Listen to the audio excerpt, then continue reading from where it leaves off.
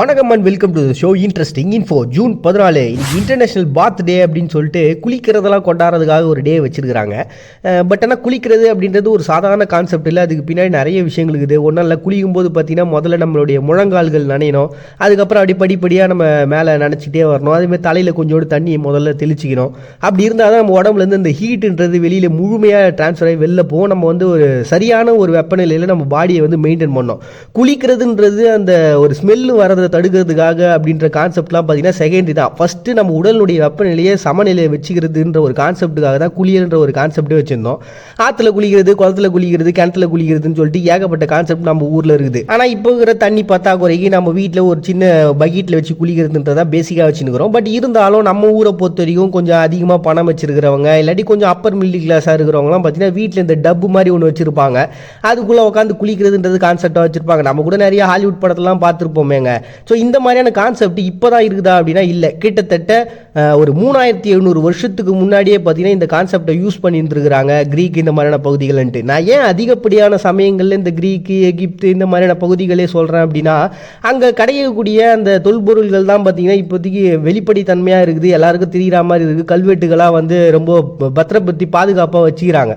மற்ற இடங்களில் இருக்கிறதுல பெரிய லெவலில் இல்லாததுனால தான் பார்த்தீங்கன்னா மோஸ்ட்லி இந்த மாதிரியான பகுதிகளுக்கு பண்ணுறாங்க. அட் த சேம் டைம் அந்த ஹிஸ்ட்ரிலாம் எழுதுறவங்க இவங்க தான்ன்றதுனால அவங்க தான் வந்து ஒரு முதன்மையாக பார்க்கப்படுது.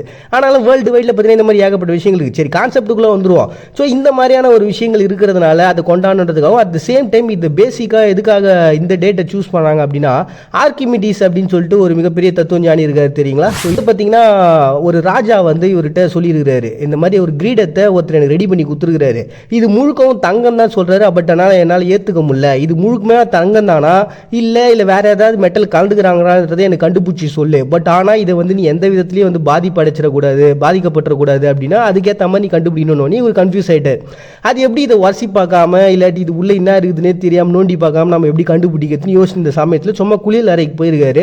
அப்போ அந்த டப்பு உள்ள காலை வச்சோன்னா அவருடைய நிறைக்கு ஏற்ற மாதிரி அதனுடைய தண்ணின்றது அப்படி வெளில போயிருக்குது. அதை பார்த்தோன்னா ஒரு சந்தோஷமாயிடுச்சு. ஸோ அதை பேஸாக வச்சு ஒவ்வொரு பொருளுக்கும் நிறை இருக்குது, அதுக்கேற்ற மாதிரி அந்த தண்ணி வெளில வந்துச்சு அப்படின்னா அதை வச்சு நம்மளால் ஒரு பொருளுடைய நிறையை கண்டுபிடிச்சிட முடியும். அதாவது ஒழுங்கற்ற ஒரு பொருளுடைய நிறைய கூட நம்மளால் கண்டுபிடிக்க முடியுன்ற கான்செப்டை கண்டுபிடிச்சதா சொல்கிறாங்க. ஆனால் இது முழுமையான உண்மையா பொய்யா அப்படின்றது தெரில, இல்லை அதுக்கப்புறம் வந்தவங்களாம் சேர்த்து விட்ட கதைங்களான்னு தெரில. அதே மாதிரி இந்த நாளில் தான் அது நடந்ததுனான்னு தெரில. பட் ஆனால் இந்த பாத் அப்படின்ற ஒரு விஷயத்தை செலிப்ரேட் பண்ணுறதுக்காக உருவாக்கப்பட்ட ஒரு தினமாக தான் பார்த்தீங்கன்னா இன்டர்நேஷனல் பாத் டே அப்படின்னு சொல்லிட்டு ஒன்று செலிப்ரேட் பண்ணுறாங்க June 14. Next day memorial day of the victims of repression அப்படின்னு சொல்லிட்டு ஆர்மேனியாவில் ஒரு டே வந்து அனுசரிக்கிறாங்கப்பா. இது வந்து கிட்டத்தட்ட 1949 3000 குடும்பங்களை இந்த சோவியத் யூனியன் என்ன பண்ணாங்க, நாடு கடத்தினாங்க. அந்த நாசிக் படைகள் மட்டுமே இந்த மாதிரி மக்களுக்கு வந்து கொடுமைகளை இழைச்சது கிடையாது, இவங்களுமே பண்ணியிருக்காங்க. ஏன்னா இவங்களுக்கு எதிராக இல்லாட்டி இதுக்கப்புறம் வரக்கூடிய காலகட்டங்களில் இவங்களால் நமக்கு பாதிப்பு வரும், இவங்க நம்மளை எதிர்த்துருவாங்க அப்படின்ற ஒரு பயத்திலே பார்த்தீங்கன்னா நல்ல ஒரு அறிவுஜீவிகளாவோ இல்லை நல்ல நாலேஜபிளாக இருக்கக்கூடிய பர்சன்ஸோ நல்ல வந்து திறமையாக இருக்கக்கூடிய ஆட்கள்லாம் வந்து பார்த்தீங்கன்னா பிரித்து வேறு இடங்களுக்கு அனுப்புறதுன்றதே ஒரு கான்செப்டாக வச்சுருந்தாங்க. ஆல்ரெடி நம்ம கூட பார்த்துருப்போமேங்க, ஆர்மேனியாவில் வந்து பார்த்தீங்கன்னா நிறைய முக்கியமான பர்சன்ஸ்லாம் தூக்கில் போட்டாங்க, எல்லாரையும் மொத்தமாக கொண்டு போயிட்டு ஒரு இடத்துல புதைச்சாங்க, அந்த புதைக்குழிகளை கூட கண்டுபிடிச்சாங்கன்னு சொல்லிட்டு ஒரு டேவை பார்த்துருப்போம், ஞாபகம் இருக்குங்களா? அதே மாதிரி தான் அதனுடைய ஒரு பிரிவு தான் பார்த்தீங்கன்னா இது. கிட்டத்தட்ட 3000 குடும்பங்களை 1949 டிரான்ஸ்ஃபர் பண்ணி அல்தாயி அப்படின்ற ஒரு பிளேஸுக்கு வந்து அனுப்புனாங்க. ஸோ அப்படி அனுப்புன அந்த நாள்ன்றது அவங்க நாட்டினுடைய ஒரு துயர நாளாக பார்க்கப்படுது. இந்த நாளில் சேம் டைம் பார்த்தீங்கன்னா லாட்வியா, லிதுவேனியா, எஸ்டோனியா இந்த மாதிரியான பகுதிகள் வந்து பார்த்தீங்கன்னா 1941 ரகசியமாக அங்கே நாட்டில் இருக்கக்கூடிய மக்களை வந்து இவங்க வந்து நாடு கடத்திருக்கிறாங்க சோவியத் யூனியன். ஸோ இது எல்லாத்தையும் வந்து நினைவு கூறணுன்றதுக்காக தான் பார்த்தீங்கன்னா அவங்களெல்லாம் அனுசரிக்கணுன்றதுக்காக உருவாக்கப்பட்ட ஒரு தினமாக தான் பார்த்தீங்கன்னா மெமோரியல் டேவாக வந்து அனுசரிக்கிறாங்க ஆர்மேனியா.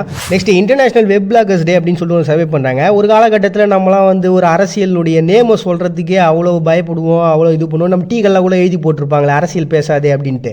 பட் ஆனால் இப்போ பார்த்தீங்கன்னா எல்லாரையும் கலாச்சிட்டு இருக்க ஒரு நாட்டினுடைய பிரதமர் முதற்கொண்டு, ஏன்னா அந்த அளவுக்கு உரிமை இருக்குது, நம்ம தானே ஓட்டு போடுறோம். ஒரு சராசரி மனுஷன் நமக்கு வேலை செய்கிறவங்க தானே அவங்கள வந்து கேள்வி கேட்கறதுக்கும் அவங்க செய்கிற தப்பு சுட்டி காட்டுறதுக்கு நமக்கு உரிமை இல்லைன்னா வேறு யாருக்கு உரிமை இருக்குது அப்படின்ற கான்செப்டை நம்ம எல்லாருக்கும் புரிய வச்சதே பார்த்தீங்கன்னா உண்மையாகவே இந்த web bloggers and memes create பண்ணுறவங்க தாங்கப்பா. ஸோ அப்படிப்பட்டவங்க வந்து கொண்டாடுறதுக்காக தான் இது வந்து 1997 தான் பார்த்தீங்கன்னா ஃபஸ்ட் டைம் அந்த வெப் பிளாகர்ஸ் அப்படின்ற ஒரு கான்செப்டே அந்த நேமே வந்து உருவாகி இருக்குது.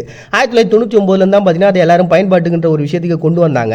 2004 என்ன பண்ணாங்கன்னா இப்படி அந்த சின்னதாக ஒரு வீடியோஸ் போடுறது, இல்லாட்டி மியூசிக் போடுறது, இல்லாட்டி எதனா ஒரு மீம்ஸ் போடுறது, ஃபோட்டோஸ் பதிவிடுறது, இந்த மாதிரி வலைதளங்களை பதிவிடக்கூடிய ஆட்கள்லாம் வந்து கொண்டாடுன்றதுக்காக கிட்டத்தட்ட 40 நாடுகள்லேருந்து ஒரு 500 பிளாகர்ஸ் ஒன்றா சேர்ந்து இதுக்காக டே உருவாகினாங்க. இன்றைக்கி பார்த்தீங்கன்னா பார்த்தீங்கன்னா அது பெரிய லெவலில் இல்லை அப்படின்னாலும் ஒரு சிலர் இதை வந்து அப்படியே செலிப்ரேட் பண்ணி தான் பார்க்குறாங்க. அப்படி உருவாகின ஒரு நாளாக தான் பார்த்தீங்கன்னா இன்டர்நேஷனல் வெப் பிளாகர்ஸ் டே அப்படின்னு சொல்லிட்டு செலிப்ரேட் பண்ணுறாங்க ஜூன் 14.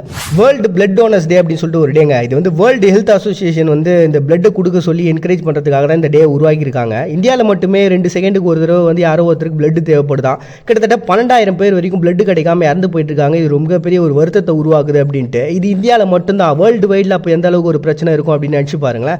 ஸோ இந்த விஷயங்கள்லாம் நம்ம ஓவர் கம் பண்ணி ஆகணும். பிளட் கொடுக்கறதுனால உங்களுக்கு எந்த பிரச்சனையும் வராதுன்றதை முதல்ல புரிஞ்சுக்குங்க. உங்கள்கிட்ட இருந்து எடுத்த உடனே நீங்கள் உடனே பிளட் இல்லாமல் வந்து சோர்ந்து போயிடுங்க, இல்லை உங்களுக்கு எதனா வியாதி வந்துடும் அப்படிலாம் கிடையவே கிடையாது.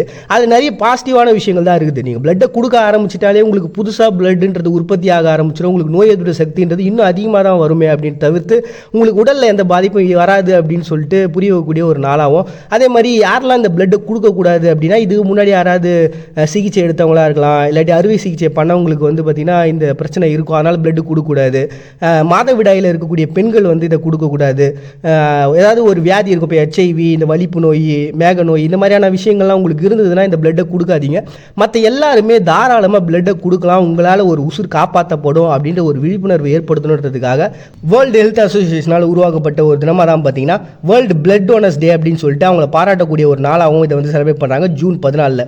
நாம் யாருன்றதை கண்டுபிடிக்கிறதா ரொம்ப கஷ்டம், அதை கண்டுபிடிச்சிட்டா ஜெயிச்சிடலாம்னு சொல்லுவாங்க. ஆனால் என்னை பொறுத்த வரைக்கும் நாம் யாருன்றதை கண்டுபிடிக்கிறது ரொம்ப ஈஸிங்க. நம்மளை சுற்றி இருக்கிறவங்களாம் பார்த்து வியக்கிற ஒரு விஷயத்த நாம் ஆர்வத்தோடையும் அதை விட பயங்கரமாக பண்ணிட முடியும்னு நம்ம நினச்சாலே அதுதான் நாம. மறுபடியும் எல்லாரும் மாலிகன் சந்திக்கிறாரு உங்கள்கிட்ட விடைபெறுவது நான் உங்கள் பாண்டியா. நீங்கள் பார்த்துட்டு இருக்கீங்க இந்த நிகழ்ச்சி இன்ட்ரெஸ்டிங் இன்ஃபோ.